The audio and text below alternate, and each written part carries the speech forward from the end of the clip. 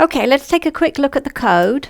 So this is where you would have passed the profile form argument in to save profile. And then the other change you'll have made is that you get the display name out of the profile form.